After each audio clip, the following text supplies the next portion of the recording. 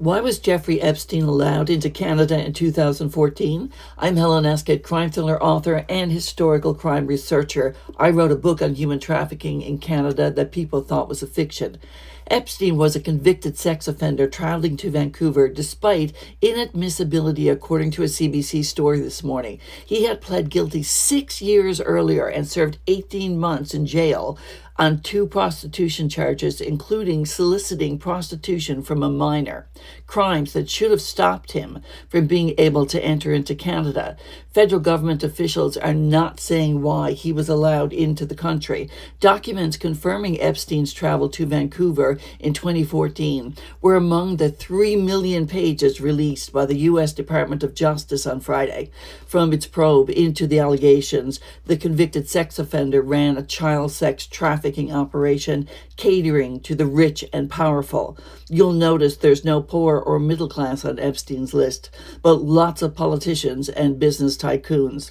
Epstein is a U.S. citizen. His crimes should have stopped him from getting into the country because he had been convicted of at least one crime that would have constituted an indictable offense under Canadian law. The documents released on Friday show he had travel reservations for Vancouver from March 17 to the 20th, 2014 to attend the TED conference in the city. He booked a massage at the Four Seasons Hotel. A U.S. Customs and Border Protection document released last month indicated that Epstein flew to Seattle from Vancouver on March 20th, 2014. According to a letter from the Canadian consulate in Los Angeles in 2018, Epstein was denied a temporary resident permit that would have granted him an exemption to travel to Canada despite his record. Yet Epstein was able to travel in and out of Canada despite having these convictions on his record. Could he have been trying to set up a sex trafficking base in Vancouver? Why was he allowed to enter the country on that trip?